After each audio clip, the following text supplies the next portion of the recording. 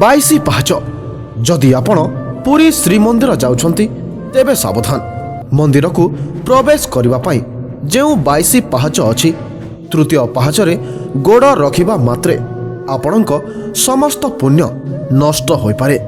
କାରଣ ତୃତୀୟ ପାହାଚରେ ଜଗିଛନ୍ତି ସ୍ୱୟଂ ଯମରାଜ। ମାନ୍ୟତା ଅନୁସାରେ ଯେତେବେଳେ ପ୍ରଭୁ ଜଗନ୍ନାଥ ଦାରୁ ବ୍ରହ୍ମ ରୂପରେ ପୁରୀରେ ବିରାଜିତ ହେଲେ, ତାଙ୍କର ଦର୍ଶନ ମାତ୍ରେ ମନୁଷ୍ୟର ସମସ୍ତ ପାପର ଅନ୍ତ ଘଟି ତାକୁ ବୈକୁଣ୍ଠ ପ୍ରାପ୍ତି ହେଉଥିଲା। ଏମିତିରେ ସମସ୍ତେ ନର୍କ ଯନ୍ତ୍ରଣାରୁ ମୁକ୍ତି ପାଉଥିଲେ। ଏହା ଦେଖି ଯମରାଜ ଶ୍ରୀ ଜଗନ୍ନାଥଙ୍କୁ ଗୁହାରି କଲେ, ହେ ପ୍ରଭୁ, ଆପଣଙ୍କ ଦର୍ଶନ ମାତ୍ରେ ମନୁଷ୍ୟକୁ ବୈକୁଣ୍ଠ ପ୍ରାପ୍ତି ହେଉଛି। କେହି ବି ଆଉ ଯମଦଣ୍ଡ ଭୋଗୁ ନାହାନ୍ତି। ଏମିତି ହେଲେ ସମଗ୍ର ଜଗତର ସନ୍ତୁଳନ ବିଗିଡ଼ିଯିବ। କେହି ବି ପାପ କରିବାକୁ ଭୟ କରିବେ ନାହିଁ।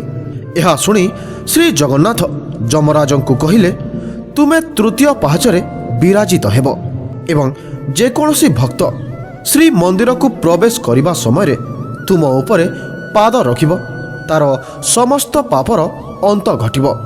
କିନ୍ତୁ ମୋର ଦର୍ଶନ ସାରି ଫେରିବା ସମୟରେ ଯିଏ ତୁମ ଉପରେ ପାଦ ରଖିବ, ମୋ ଠାରୁ ପାଇଥିବା ସମସ୍ତ ପୁଣ୍ୟକୁ ତୁମେ ହରଣ କରିନେବ।